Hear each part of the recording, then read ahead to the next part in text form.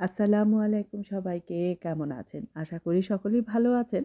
আমিও আল্লাহর রহমতে ভালো আছি। প্রকৃতির কি সুন্দর, তাই না? একপাশে গাছগুলি সবুজ হয়ে আছে আর কিছু, কিছু গাছ লাল হয়ে গেছে। আবার কিছু গাছ কিন্তু সবুজও থাকে। ইটালিতে আসার পরে তো ছাদ দেখি না, কারণ এখানে বেশিরভাগ বাসায় ছাদ ব্যবহার করা হয় না। তো ছাদের বা ব্যালকনির কোনো কাজ করতে গেলে এভাবে উঁচু লম্বা মইগুলি এনে কাজ করে। বাসায় আসার পরে আপনাদের সঙ্গে চলেন বাজারটা শেয়ার করি। প্রথমেই দেখাচ্ছি, এগুলি হচ্ছে ইটালিয়ান এক ধরনের শাক, যেটাকে চিমা শাক নামে পরিচিত। কিন্তু আমরা বাঙালিরা সবাই এটাকে সর্ষে শাক হিসেবেই চিনি।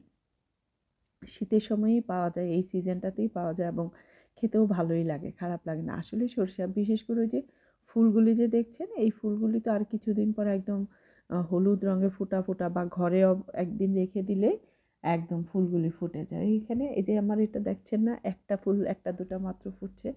আমি মাঝে মাঝে আর কিছুদিন পরে যখন পাবো, তখন এই যে ফুলের এই ছড়াটা দিয়ে ডাল দিয়ে বা ময়দা দিয়ে মেখে বড়া খেলে একদম সরিষা শাক সরিষা ফুলের বড়া স্বাদ পেয়ে যায় আর কি। তো যাই হোক, এই শাকটাকে পরিমাণে একটু বেশি এনেছি একেবারে, কারণ এখন তো আর সবসময় বাজারে যাওয়া হয় না, এই জন্য। আর ধনেপাতাগুলি দেখে এত ভালো লেগেছে, লোভ আর না এনে পারিনি। আর এই সিজনটায়, শীতের সিজনে ধনেপাতার গন্ধটাও ভালো লাগে কিন্তু। আর এই যে সোনার দামে, বাংলাদেশে সোনার দাম বেড়েছে, আর আমাদের ইটালিতে এখন বাঙালি সবজির দাম বেড়েছে এত পরিমাণ বাড়তি না, কিনতে গেলেও ভেবে চিন্তে মানে কিনতে হয় আমাদের। আর যদিও এইসব এখনও এই যে কচুগুলি কিন্তু এইখানেই ফলন হয়, তারপরেও এরা আমাদের বাঙালি ভাইয়েরা এত দাম নেয় যে কেন বুঝি না। 4 ইউরো কিলো নিয়েছে। মানে আমি অল্প করেই এনেছি বিটরুট একটা, কারণ আমার বাচ্চারা বিটরুটটা পছন্দ করে। ভাজি করে দেই বা সালাদ হিসেবে দেই। আর এই যেই কথা দিয়েছিলাম, এই সবজিটা আপনাদের সঙ্গে শেয়ার করব, রান্নাটা শেয়ার করব। আজকে বাজার থেকে এনেছি, নেক্সট ভিডিওতে আপনাদের এটা রান্নাটাও শেয়ার করব। সেটার নাম তো বলেছিলাম, সবাইকে আগেও বলেছিলাম, তো সেটা হচ্ছে চায়োতি। ইটালিয়ান, এখানে পেরুগিয়ান, এরা ইটালিয়ানরা বলে চায়োতি। খেতে ভালোই লাগে, খারাপ লাগে না। তবে এটা মজার জিনিস হলো কি, এটা যদি আমি চারা করতে যাই, শুধুমাত্র এটা ঘরে রেখে দিই বা একটা ঠান্ডা শুকনো জায়গায় স্থানে রেখে দিই, ফলটা মানে সবজিটা শুকিয়ে গিয়ে ওই যে উপরে যে কাটা মুখটা দেখছেন, এদিক দিয়ে শিকড় বের হবে, আর এইখানেই হচ্ছে বীজটা।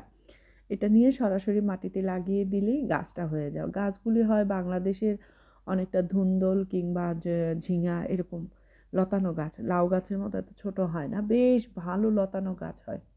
তবে চিন্তা করেছি নেক্সট টাইম যখন দেশে যাব, যদি ওই সময় এই সিজনটা থাকে আর গাছগুলি আমি মানে সবজিটা যদি পাই, তাহলে 2-3টা নিয়ে যাব। খাবার তো খাবেই, তো সেটা তো টেস্ট করাবো, তবে লাগানোরও চেষ্টা করবো, কারণ আমার শ্বশুরবাড়িতে ছাদ আছে, ছাদ ছাড়াও একটু জায়গা আছে, যে ওইখানে ইচ্ছা করলে গাছ লাগালে হবে, আশা করি। দেখা যাক, চিন্তা ভাবনা করেছি যে আমি গত বছর যখন গিয়েছিলাম আসলে, তখন ঠিক মতো পাইনি, আসলে ব্রেনেও তখন আসেনি, মনেই আসেনি। তবে এই ভিডিওটা করে রাখলাম, যদি কখনো আসে আবার মনে থাকবে। আর এটা রান্না করব মাছ দিয়ে, মাংস দিয়ে, যেভাবেই রান্না করেন না কেন খেতে ভালো লাগে, ডুপ্লিকেট একদম লাউয়ের মতো। কচু শাকটা যেহেতু এনেছি, চিন্তা করলাম যে বাসায় ইলিশ মাছের মাথা আছে যেহেতু, তাহলে মাথা দিয়ে রান্না করে ফেলি, কারণ কচু শাকটা খেতেও ভালো লাগে, বাচ্চারাও পছন্দ করে। আলহামদুলিল্লাহ, আমার বাচ্চারা কিন্তু শাক সবজি খেতে খুবই পছন্দ করে। ইলিশ মাছের মাথাগুলিকে একদম ভুনা করে, কচু শাকটা আলাদা করে সিদ্ধ করে এটা রান্না করার জন্য আসলে এটার কোনো রেসিপি নাই বা নেই। সব কচু শাক, ইলিশ মাছ, আমার কাছে মনে হয় যেভাবেই রান্না করি না কেন ভালো লাগে। সব যেভাবেই যার যে পছন্দ মতো মেনু থাকে ওইভাবেই। ভাই আমি নর্মালভাবেই রান্না করেছি, একটু জাস্ট হলুদ দিয়েছি, পেঁয়াজ রসুন দিয়ে করেছি। আমি একটু চিনি দিয়েছি, তাহলে স্বাদটা অন্যরকম হয়। আর আমার ওই যে গাছ থেকে আনা লেবু গাছ থেকে পাতা 2টা দিয়ে দিলাম, বাস হয়ে গেল। তবে আমার মায়ের মতো রান্না করতে পারি না, আমার আম্মা যে রান্না করতে এত মজা হতো না সেটা ভোলার মতো না স্বাদটা। এই তো আমার রান্না বান্না হয়ে গেছে। কার কাছে কেমন লেগেছে আমার আজকের ভিডিওটি কমেন্ট করে জানাবেন। ভালো থাকবেন সবাই।